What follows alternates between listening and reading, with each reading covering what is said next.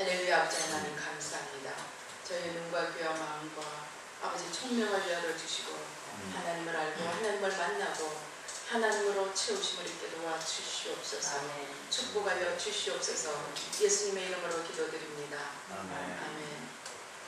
제가 이제 다윗이 나올 때마다 늘 하는 얘기인데 제가 다윗을 정말 안 좋아했습니다. 성경을 읽으면서 다윗은 이제 바세바, 다윗 하면 바세바 사건. 그래서 여자의 입장에서 이제 다윗은 좀 안 좋아했습니다. 근데 미국에 가서 보니까 이 데이빗, 영어로는 데이빗이죠.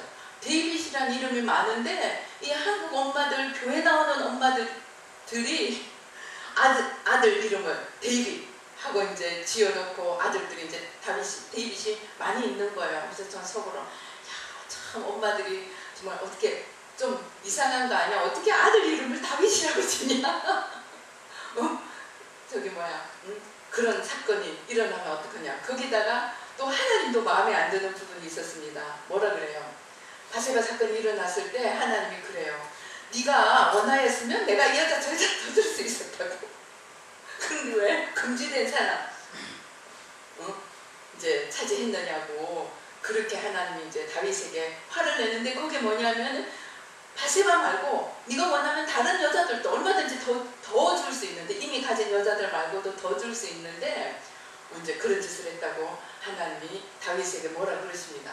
이해가 안 되는 거예요. 하나님 이미 다윗은 여러 여자를 가지고 있는데 그것도 모자라서 원하였으면 또 준다 그러니까 역시 하나님도 남자 편이야. 그리고 이제 제가 하나님도 마음에 안 들고 다윗도 마음에 안 들고 그랬습니다. 솔직히. 그런데 제가 이 다윗에 대해서 마음이 완전히 바뀐 게 어떤 계기에서냐. 제가 이제 이 새마음 훈련이라는 걸 하게 됐습니다. 새마음 훈련은 뭐냐면 내면의 죄들, 그러니까 행동으로 드러난 것을 우리가 죄라고 그럽니다. 내면에 있는 것은 죄의 성이라고 그럽니다. 그래서 이 내면의 죄의 성들을 이제 하나님이 이제 인도를 하셔서 이 하나씩 기도를 하게 됐습니다. 기도를 하면서 내면에 이제 제가 처음에 기도했던 게 이제 의심불신, 그 다음에 욕망 집착, 이런 식으로 이제 20년에 걸쳐서 기도를 해왔습니다. 그런데 이 내면의 죄들을 기도하니까 그 전에 제가 이제 예언의 은사를 받았습니다. 그래서 예언의 은사를 받으니까 참 이 사람이 그렇습니다. 만약에 졸부라는 거죠. 졸부가 뭔지 아시죠? 돈이 없다가 갑자기 생기면 주체를 못하고 그냥 이쁘게 쓰는 게 아니고 막 희한하게 써가지고 사람들의 눈살을 찌푸리게 만드는 사람을 졸부라고 부릅니다. 그런데 우리는 뭐 다른 거 다 만들어도 2조 500년의 유교로 인한 여성들의 한이 있습니다. 한. 그냥 눌린 한들이 우리 어머니를 할머니를 통해서 피 속에 내려오지 않습니까? 이 한으로 참 눌렸는데 돈 생겨도 졸부가 돼서 정말 희한한 일이 벌어질 텐데 이 초자연적인 하나님의 은사가 주어지니까 졸부는 저리 가란 거예요. 이거 가지고 한번 흔들어 보고 싶어가지고 그냥 몸살이 나는 거예요. 흔들어 보고 싶어서 왜 하나님이 빨리 사역을 안 열어주시지? 왜 정말 좀 남들처럼 막 사람들이 많이 모이고 막 그냥 해주치만 좀 흔들고 싶은데 잘 안 열어주시니까 하나님 이상하시다. 이제 나는 이제 드디어 하나님을 위해서 이제 섬기면 된다. 목사님들 그렇지 않습니까? 나무뿌리 뭐하러 뽑습니까? 능력하더라고 뽑지 않습니까? 그래서 저도 이제 그런 걸 기대를 하면서 이제 하나님이 열어주시기만 하면 된다. 그랬는데 열어주시는 그냥 있는 것까지도 다 닫아버리고 이 회개하라는 거예요. 그러니 처음에는 이해가 안 되는 거예요. 이제 저대로 기도하라 그러는데 몇 시간 양을 엄청 주시면서 기도하라는 거예요. 그래서 하나님 안 됩니다. 저 지금 할 일이 너무 많거든요. 그러니까 저기 기도하시는 아무 사역도 안 하시고 정말 기도만 하시는 분들 많이 있으니까 그분들 기도하게 하시고 저는 좀 뛰어야 되겠습니다. 그러니까 하나님 뭐라고 그러시냐면 나는 너의 기도가 필요하다. 나는 너의 기도가 필요하다. 갑자기 제가 대답할 말이 없는 거예요. 이제 대답할 말이 없으니까 순종해가지고 그래서 이제 그때부터 순종을 해서 이 회개 기도를 하게 되었습니다. 그런데 내면의 죄를 이제 처음에는 의심불신, 하나님이 주시는 약속이 눈만 뜨면 안 믿어지는 거예요. 하도 이제 거창한 것들을 주셔가지고 안 믿어지는데 그 다음에 이제 의심불신을 한 몇 개월을 기도하고 나니까 이 의심이 들어오는 통로가 보이는 거예요. 의심이 불화살로 들어오는 거예요. 의심이 저는 그전에는 뭐 기도 끝나고 나면 기도할 때는 막 하나님의 말씀이 약속 믿어지는데 눈만 뜨면 안 믿어지면은 하나님 때문에 나는 고탕만 먹었어. 하나님 때문에 나는 이런 고생만 했어. 왜 의심이 들면은요 저한테는 하나도 생각이 안 나고 하나님 때문에 고생한 것만 어쩌면 하나하나 다 그렇게 집어내가지고 생각이 막 이 주마등처럼 생각이 나는 거예요. 그래. 그러면 뭐라 그러냐. 그래 맞아. 난 하나님 때문에 고생만 했어. 이번에도 하나님이 뭐 이런 기도하라 저런 기도하라 그러셔도 나 필요한데 딱 쓰고 나는 그냥 내팽개 치실 거야. 그러면 이제 의심이 들어오는데 한 번 들으면 이게 막 몸이 막 굳어질 정도로 정말 거기에 사로잡히는 거예요. 그런데 이제 이거를 하나님 의심을 이제 회개를 먼저 순종해서 기도하겠습니다 하니까 의심부터 회개하라는 거예요. 그 의심의 뿌리가 불신이고 불신의 뿌리가 우상숭배라는 거예요. 그래서 의심, 불신, 우상숭배 이렇게 이제 세 가지를 두고 기도를 합니다. 하루 몇 시간씩 순종을 해서 했습니다. 그런데 한 4, 5개월 지나고 나니까 제가 기도만 끝나면 들던 그 의심이 내 안에 내가 하는 게 아니고 바깥에서부터 불화살이 와서 여기 딱 닿는 순간 구슬 같은 게 딱 굴러서 여기 닿는 순간 내가 하던 의심이 막 살아나는 거예요. 그래서 내가 이제까지 의심이 내가 한 게 아니고 이 의심의 불화살에 맞아서 잡힌 거였구나. 그러니까 이게 회개한다는 게 뭐지?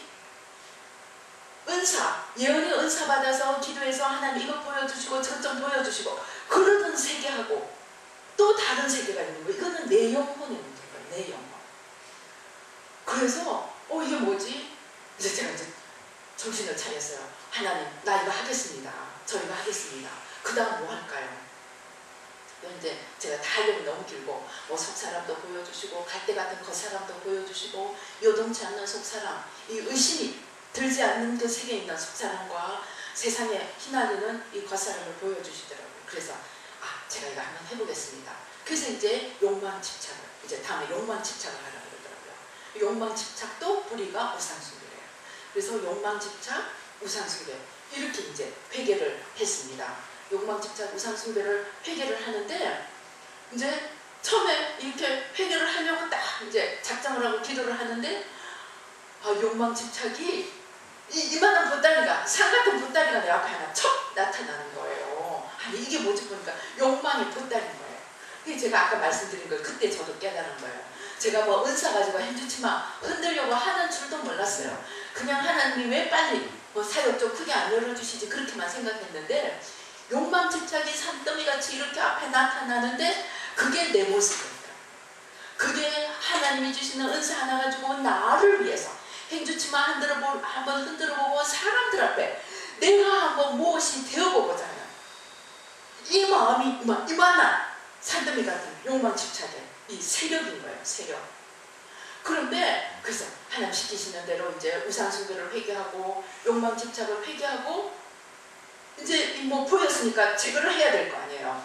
그래서 이제 하나님 주신 무기들을 동원을 해가지고 십자가를 탁 들이대는데 이게 가만히 안 있고 그냥 지도 미는 거예요. 내가 십자가를 들이대는데 지도 같이 미는 거예요. 그래서 막 이제 이 삽바싸움 시작이 되는 거예요. 그래서 회개하고 십자가 되고 회개하고 십자가 되고 이 기운과 싸움. 이 기운과 이제 싸우면서 한 달이 가고 두 달이 가고 이제 어느 정도 가면서 뭐가 생기기 시작하느냐. 저는 목표를 향해서 달려가는 성격이었어요. 내가 저기 가야 된다. 그러면은 옛날에 제가 이제 대학교 4학년 때 지리산을 간 적이 있는데 지리산 꼭대기에서 우리가 누구를 만났느냐. 저희는 이제 남학생들하고 같이 갔습니다. 우리과 남학생들하고. 그런데 그 꼭대기에 여대생들이 7명인지 몇 명인지 밑에서 아무 가이드도 없고 지리산 밑에서 꼭대기 딱 쳐다보고 올라온 거예요. 쉽겠습니까? 어렵겠습니까? 밑에서 꼭대기 쳐다보고 가면 될 것 같죠? 그런데 오다가 다 지쳐버린 거예요. 다 그냥 구렁치가 돼버린 거예요. 걷지도 못하는 거예요. 우리 과에 몇 명 안 되는 남학생들 걔를 지금 업고 내려 이제 해는 지는 거예요. 해는 져가는데 걔를 업고 내려가야 되는 거예요. 그런데 제가 이제 그런 식으로 사는 거예요. 목표가 하나 있으면은 그 목표를 향해서 달려갑니다. 누가 옆에서 뭐라 그러면은 멍멍아 짖어라 그래도 기차는 달린다. 그리고 제가 사람들이 뭐라 그러든 뭐 제가 이제 뭐 하여튼 목표만 향해서 달려가니까 주위를 안 돌아보니까 뭐라 사람들이 그러면은 아 나는 목표를 향해서 달려간다. 멍멍이 짖어도 나를 멈추게 할 수 없어. 나는 기차다. 달린다. 그러고 달렸다고요. 그런데 목표를 향해서 달려가는데 아무리 달려도 저 산 넘어 저 산에 행복이 있다 해서 목표를 다 갔어요. 저 산까지 갑니다. 가는데 저 산은 끝이 아닌 거예요. 거기 딱 도착했더니 이제는 더 높은 산을 그 다음에 기다리는 거예요. 그 다음에 또 올라갔더니 또 기다리는 거예요. 이제 제가 부산에서 대학을 나왔습니다. 대학을 나오고 서울에 이제 대학원을 갔더니 이제 서울에 대학원을 왔어. 그랬더니 서울에 대학원에 있는 애들 유학 준비 다 하고 있는 거예요. 그래가지고 제가 이제 그러다가 예수님을 만나가지고 이제 뭐 영문과 떼기 치우고 이제 신학을 공부했습니다. 그런데 이 꼭지만 수도 꼭지만 바뀐 거예요. 신학을 공부하니까 나도 이제 유학인 거예요. 서울을 왔더니 다 유학 가야 되는 거예요. 그래서 이제 신학기 좀 준비해가지고 어떻게 해서 또 유학을 갔습니다. 그래서 또 이제 좋다는 학교를 들어가서 봤더니 세상에 거기는 외국인들은 돌아보지도 않고 지네들끼리 경쟁하느라고 박이 터진 거예요. 아시아인들은 설 자리가 없는 거예요. 아무리 올라가도 끝이 없는 거예요. 그럼 왜 공부는 그렇게 또 힘들고 어려운지. 그래가지고 제가 정말 그런데 목표를 향해서 달리고 정말 뒤를 돌아보지 않고 옆을 돌아보지 않고 달리니까 여유가 있겠어요 없겠어요? 저는 제 인생에서 제일 부러운 사람이 여유 있는 사람이었어요. 마음에 여유가 있고 좀 느긋한 사람. 나는 죽었다 깨나도 느긋할 수가 없는 거예요. 맨날 반반 뛰는 거예요. 맨날 반반 뛰는 거예요. 저 목표를 향해서 달려가야 되는 거예요. 그런데 제가 이제 이 얘기 하려고 여기까지 돌아왔습니다. 욕망과 집착을 내려놓고 기도를 했더니 내 인생의 처음으로 여유가 무엇인지 너긋함이 무엇인지 생기는 거예요. 인생이 목표만 향해서 달려가는 게 다가 아닌 거예요. 인생의 관계도 있고 앞을 향해 달려가는 의미 외에 많은 다른 것들이 있고 그 다음에 하나님 앞에서 목표도 소중하지만 또 여러 가지 같이 소중한 것들이 보이기 시작하는 거예요. 그래서 이게 뭐지? 내가 그렇게 부러워하고 그렇게 여유가 있는 사람을 부러워했는데 어떻게 해야 될 줄을 알지 못했는데 욕망과 집착을 내려놓으니까 여유가 생기기 시작하는 거예요.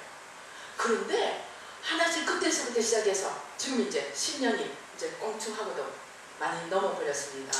그러는데 지금까지 내면에 이런 죄들을 회개하면서 내 내면에 있는 이런 죄들을 내려놓으니까 뭐가 보이기 시작하느냐 하면은 목표라는 게 뭡니까? 결국 나를 이루겠다는 겁니다. 자기 성취, self-realization. 자기 성취였습니다. 자기 성취는 결국 나만을 향해서 사는 거였어요. 나만을 위해서 사는 거였습니다. 그런데 이 욕망 집착을 내려놓고 그 다음에 이제 이 죄를 회개하다 보니까 욕망 집착을 내려놓다 보니까 이 죄의 뿌리가 겉사람인 거예요. 겉사람은 뭐냐? 내가 하나님이 되고자 하는 이 겉사람인 거예요. 그래서 내가 하나님이 되고자 하는 이 겉사람에서 뭐가 옵니까? 교만이 옵니다. 내가 하나님이 되니까 내가 잘나 보이고 남이 다 못나 보이는 게 교만입니다. 그런데 똑같은 자기 중심의 사고인데 이걸 싹 뒤집으면 남은 다 잘나 보이는데 나만 못나 보이는 게 열등감입니다. 이거 다 겉사람인 거예요. 그 다음에 남들이 나보다 막 먼저 갑니다. 시기 질투입니다. 남이 나보다 다 못나 보입니다. 그러면은 이제 그 속에서 모든 사람이 나를 위해 존재한다고 착각하는 독재자까지 이제 군림하는 독재자까지도 가게 됩니다. 그런데 거기서만 끝나는 게 아니더라고요. 내가 내 인생의 주인이 되어버렸어요. 그런데 내 삶을 끌고 나갈 힘이 내 안에 없는 거예요. 그러니까 나서 뭐합니까? 무화과나무로 자기를 가려버리죠. 그 다음에 하나님이 오니까 도망가 버리죠.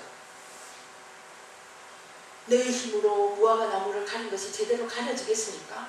내 안에 나를 지탱할 힘이 없는데 내 힘으로 내가 살려고 하니까 눈 떠서부터 눈 감을 때까지 염려, 불안, 두려움, 초조, 이런 것들이 자리를 잡아요. 그것이 내가 하나님이 된 결과고 겉사람의 양상입니다. 그래서 이러한 것들을 하나씩 하나씩 내려놓고 기도를 하다 보니까 성경 속에서 제일 위대한 인물, 하나님이 내 마음에 제일 든다고 한 그 다윗이 왜 하나님께 점수를 땄는지를 알게 된 거예요. 다윗이 하나님께 점수를 딴 이유가 오늘 한번 보십시다.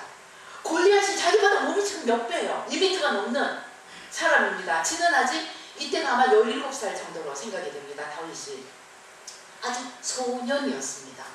오죽했으면 사울의 갑옷이 안 맞았어요. 그런데 이 다윗이 자기를 돌아보았다면 절대 골리앗을 향해 나갈 수 없습니다. 그런데 다윗은 나를 넘어서 나를 지탱해 주시는 하나님을 보았습니다. 결국 겉사람은 죽었다 깨나도 나밖에 안 보이는 거고 내 삶의 원천도 내 삶의 소스도 나라고 생각하는 착각하고 사는, 그래서 스스로 하나님이 된 겉사람, 겉사람과 속사람은 무엇입니까? 어떤 환경 속에서도 어떤 여건 속에서도 나를 넘어서 하나님을 볼 수 있는 그 사람이 속사람인데 다윗이 그 속사람으로 17살의 나이에 이미 아버지의 양들을 일의 손에서 사자의 손에서 곰의 발톱에서부터 건져낼 때 하나님을 믿고 하나님을 의지하고 사자를 이기고 곰을 이기고 1위를 이겨냈던 그 다윗이 골리앗을 앞에 두고 나를 보지 않고 하나님을 보고,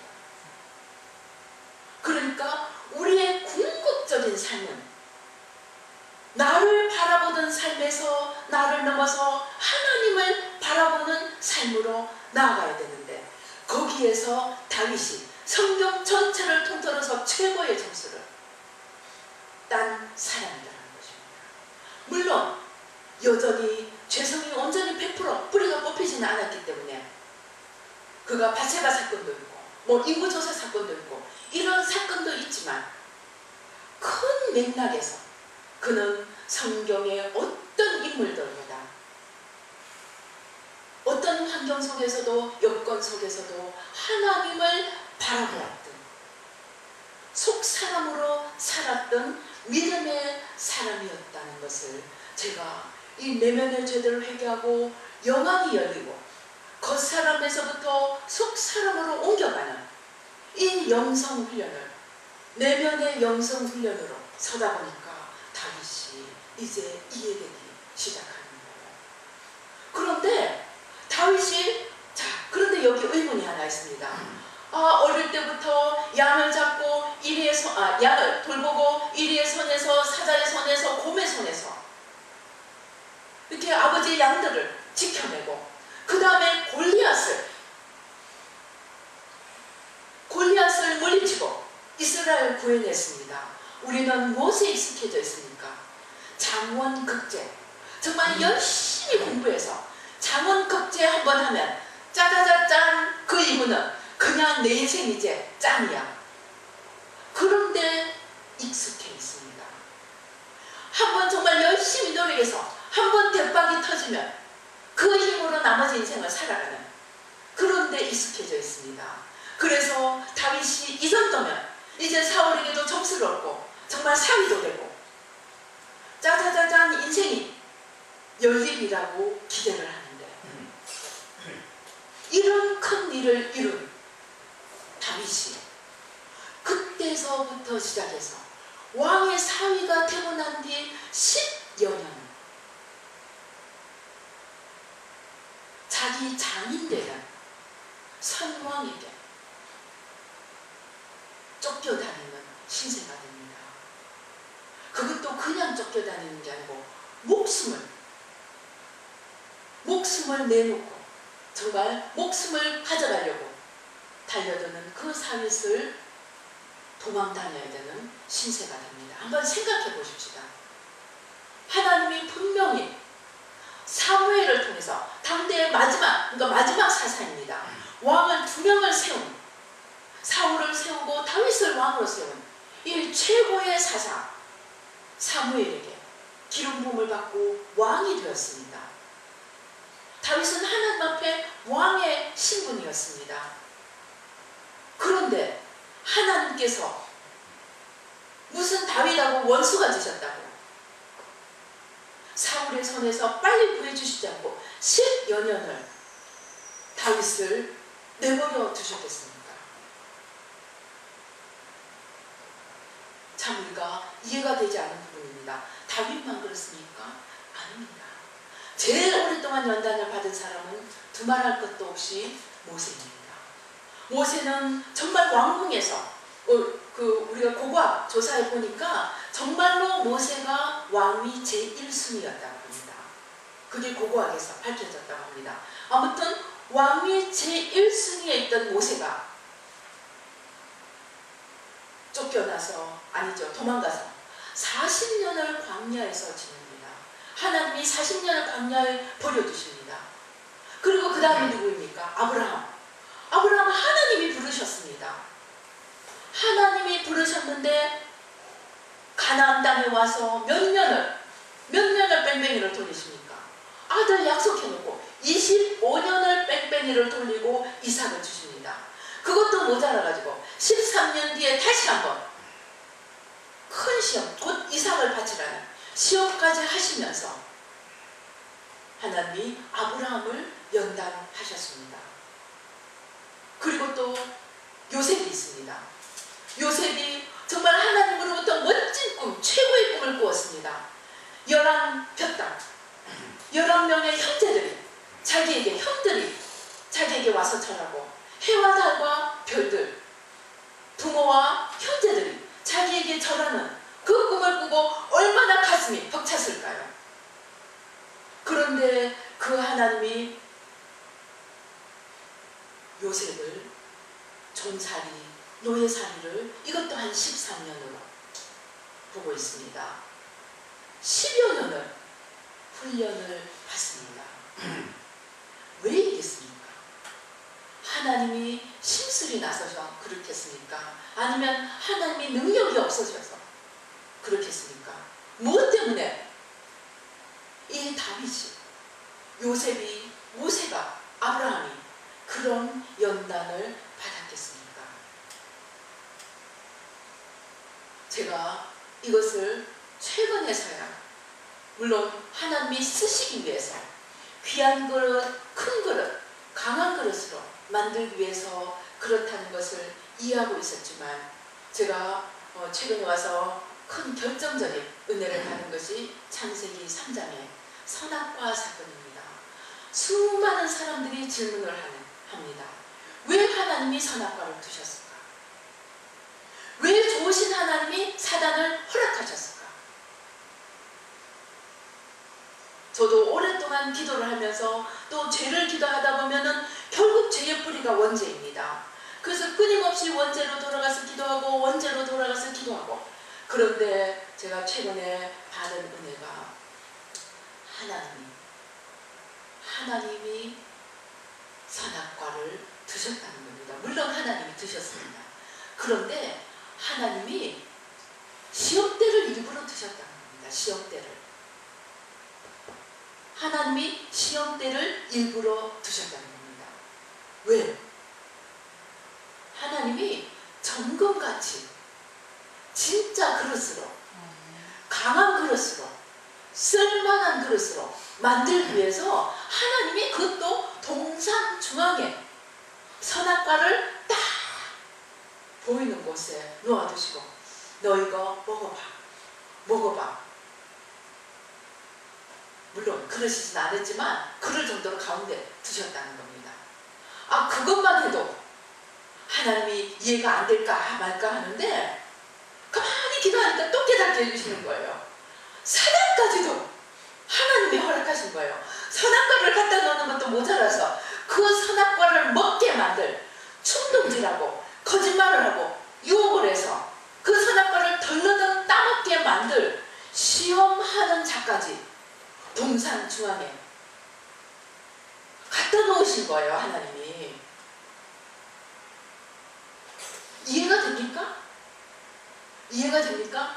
우리를 사랑하시는 하나님, 우리를 건져주시기 위해 십자가에 독생자를 보내시기까지 우리를 사랑하시고 우리를 복주시기 원하시고 우리를 건져주시기 원하시는 하나님이 선악과를 드시고 그것도 모자라서 그 선악과를 먹게 충동질할 사단까지도 거기에 갖다 놓으셨다는 겁니다.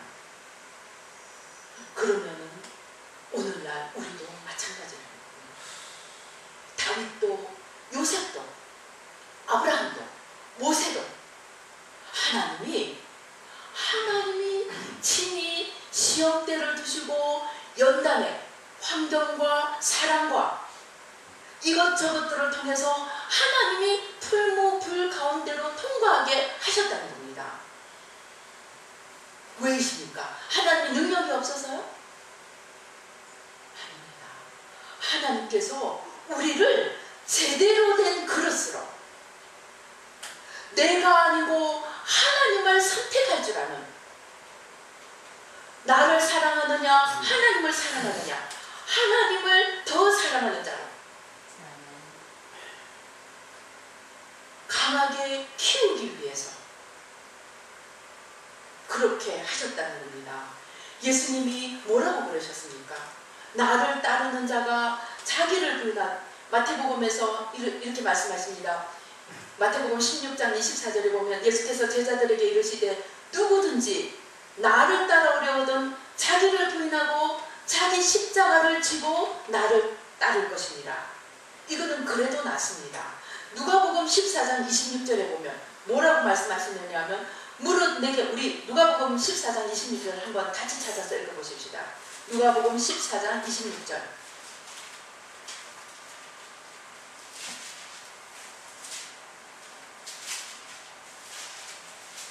26절, 27절 우리 같이 읽어보시겠습니다. 시작.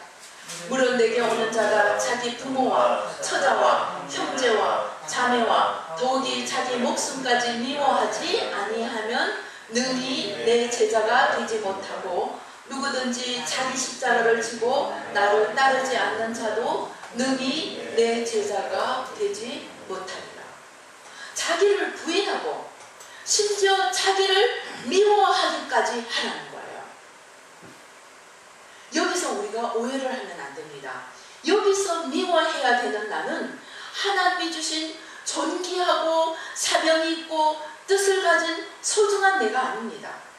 내 욕심대로 살려고 하고 내 뜻대로 살려고 하고 내가 주인이 되어 살려고 하는, 나에게만 만족하려고 하는 그 겉사람 나를 부인하고 미워해야 한다는 것입니다. 우리가 이런 그 원죄로부터 내려오는 나를 사랑하고 나만 생각하고 나만 위해서 살려고 하는 이 겉사람, 이 요 나를 처리하지 않으면 하나님이 구원의 사역에 쓰실 만한, 하나님이 다윗 같으면 이스라엘 하나님의 백성을 맡길 만한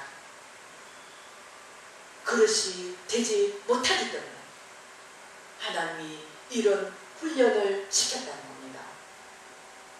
그래서 궁극적으로 그러면 초점은 무엇이냐? 핵심은 하나님이 우리를 사랑하시기 때문에 하나님이 우리에게 너무나 귀한 것을 맡기시고 하나님이 창세기 1장 28절에 약속하신 것처럼 하나님이 지으신 모든 것을 정복하고 다스리도록 온 세상을 우리에게 맡기시기 위해서 하나님께서는 먼저 우리를 테스트를 하고 연단을 하셔야 된다는 것입니다. 왜? 천국을, 이 땅에서의 축복뿐만이 아니고 영원한 천국을 영원히 주시기 위해서 시험대를 통과하시게 하셨습니다. 하셨다는 겁니다. 한마디로 하나님께서는 어떤 우리에게 사역을 맡기기 이전에 다윗에게 이스라엘 백성을 맡기고 요셉에게 자기 가문을 맡기고 아브라함에게 이제 하나님의 그 믿음의 조상이 되게 하기 위해서 하나님은 먼저 하나님과 우리 사이의 개인적인 영성, 어떠한 연단, 어떠한 삶 속에서도, 어떠한 고난, 어떠한 위협 속에서도 나를 넘어서 하나님을 붙들 수 있는 이러한 영성을 요구한다는 것입니다. 오늘날 너무나 많은 사람들이 목회자 하면 교회 불리는 것만 하나님이 기뻐하신다고 생각합니다. 사업가들은 돈을 많이 벌어서 헌금 많이 하는 것만 하나님이 기뻐하신다고 생각합니다. 아니라는 겁니다.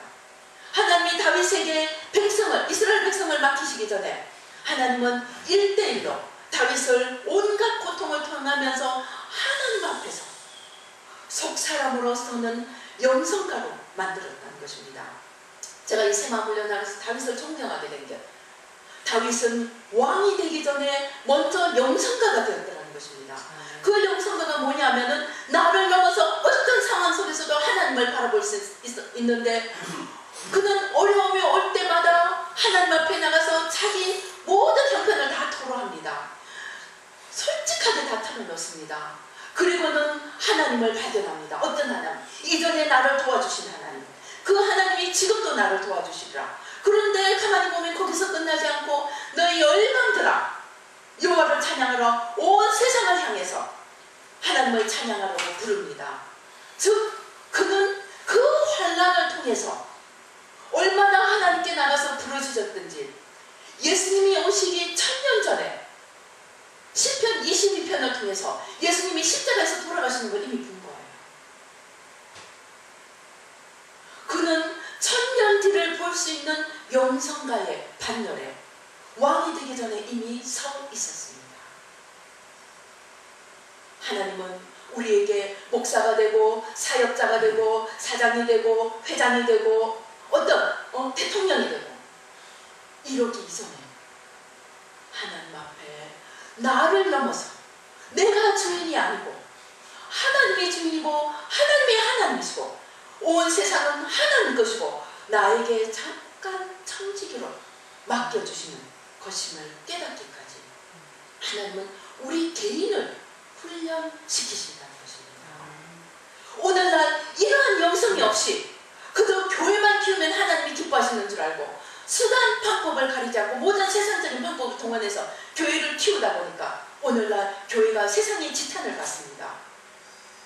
그 정도가 아닙니다. 급격하게 교세가 줄어들고 그것도 모자라서 지금 뭐 집안에는 난리가 아니래요. 신천지 때문에. 지금 어느 지방의 큰 교회도 신천지가 얼마나 들어와 있는지 말도 못한대요. 그래가지고 어떻게 하느냐, 목사 비방하게 하고 목사에게 불만 가지게 하고 그래서 신천지 때문에 무슨 대회를 한대요. 기도 대회를. 근데 저는 그렇게 생각합니다. 신천지를 위해서 신천지를 기양해서 기도하기 이전에 내 안에 예수님을 바로 세우지 않으면 안 된다고 생각합니다. 오늘날 사역자들이 오늘날 그리스도인들이 내 안에 하나님을 세우는 일이 있음조차도 알지 못하기 때문에 오늘날 교회가 표류하고 갈 바를 알지 못하고 있는 것입니다. 교세가 끊임없이 약화되고 있는 것입니다. 어린이가 성장할 때 몸이 커야 됩니다. 우리가 몸이 크는 시대를 지나왔습니다. 그러나 몸이 크고 나서는 성숙해서 아비가 되고 돌보는 자가 되고 스승이 되어야 됩니다. 그런데 우리는 끊임없이 몸만 키우려고 했습니다. 그러다 보니까 몸도 쪼그라들고 여건도 쪼그라들고 말았습니다. 우리는 이제 이 마지막 때 하나님의 메시지를 들어야 합니다. 왜 선악과를 드시고 왜 사단을 우리에게 허락하셨는지, 왜 그렇게 아끼시는 다윗을, 내 마음에 합한 자라고 그렇게 사랑하신 다윗을 10여 년을 하나님이 그렇게 사랑하셔서 꿈까지 주시며 약속까지 주셨던 요셉을 그렇게 종살이도 못 살라서 감옥살이까지 시키면서 훈련을 하셨는지, 우리는 지도자가 되기 이전에 하나님 앞에 먼저 하나님의 사랑으로 내가 주인이 아니고 하나님이 주인인 것을 온전히 깨닫고 속사람으로 선은 영성가가 내면의 영성을 먼저 세워야 된다는 것입니다. 그렇게 할 때 우리 교회가 이제 갈 바를 다시 찾게 될 것입니다. 하나님께서는 이 마지막 때, 제가 얼마 전에 이 국회를 가서 기도를 하는데 하나님께서 아시아 위에 대한민국이 아시아의 지붕이 되어 있는 것을 보여주셨습니다. 하나님께서 우리나라를 사랑하십니다. 우리나라를 통해서 열방의 복음을 전하는 선교대국으로 쓰시기 원하십니다. 우리의 열심 때문에. 그러나 열심만 가지고 안 됩니다. 열정만 가지고 안 됩니다. 우리는 성숙해야 됩니다. 겉사람이 죽고 속사람이 서고 하나님이 온전히 하나님으로 내 안에 서는 참된 영성가가 될 때, 우리들 한 명 한 명이 그러할 때 하나님께서 이 한국을 높이 들으시고 아시아와 열방 위에 하나님의 놀라운 일들을 이루어 가실 것입니다. 그것이 한국만의 이야기가 아니고 나의 이야기입니다. 오늘날 내가 서야 합니다.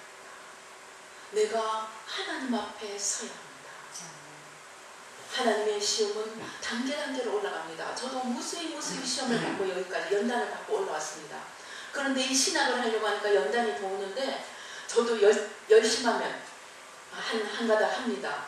그런데 막 이 신학교를 하려고 하니까 기도하는데 열심까지도 사단이 얼마나 어둠을 가지고 공격을 하냐면은 이 열심까지도 이제 뭐 제가 이런 일이 잘 없었는데 막 귀찮아지는 거예요.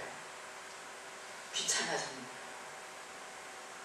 싸우고 일어나가야 된다는 게 막 귀찮아지고 주저앉고 싶은 거예요. 근데 보니까 이제 이 역공이 만만치 않게 들어오는 거예요. 우리가 올라가면은 올라가는 만큼 하나님께서 더 센 스파링 상대를 붙입니다.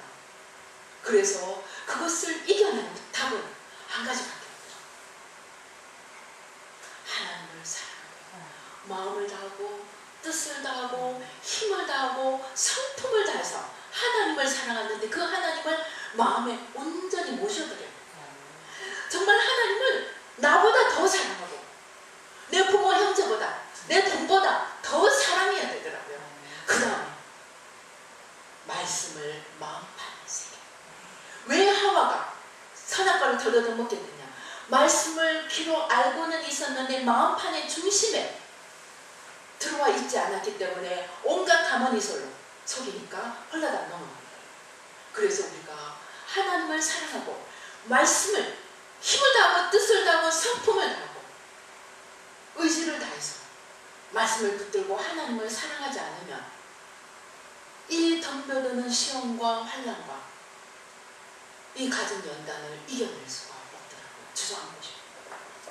그래서 우리가 정말 우리 한 명 한 명이 그렇습니다. 하나님이 귀한 일을 맡겨주시기 원하십니다. 그런데 우리가 지금 어떤 형편이 있습니까? 어떤 사정이 있습니까? 내게 어려움이 옵니까? 하나님이 나를 귀하게 여기셔서 센 스파링 상대를 소령도 모자라서 대령으로 그것도 모자라서 스타급까지 올려주시려고 하니까 문제를 보내십니다. 파도를 보내십니다.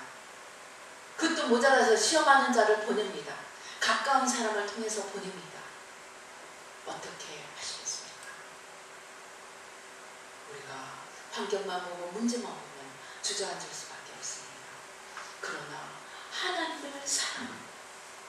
나를 귀하게 키우시고 정금같이 만드시려는 그 하나님의 사랑의 뜻을 이해할 때가 그리고 그 하나님을 진짜로 사랑할 때가 대충 사랑해서는 안 되겠더라고요. 진짜로 사랑할 때가 우리가 그 시험과 연단을 넘어서 하나님 앞에 제대로 쓰인다는 그릇으로 설 수가 있습니다. 어떻게 하시겠습니까? 우리 주님 앞에 기도하시겠습니다. 우리 눈을 감고 내 모습을 생각해 보십시다. 내가 아직도 환난 중에 있습니까? 아직도 연단 중에 있습니까? 하나님 오주 아버지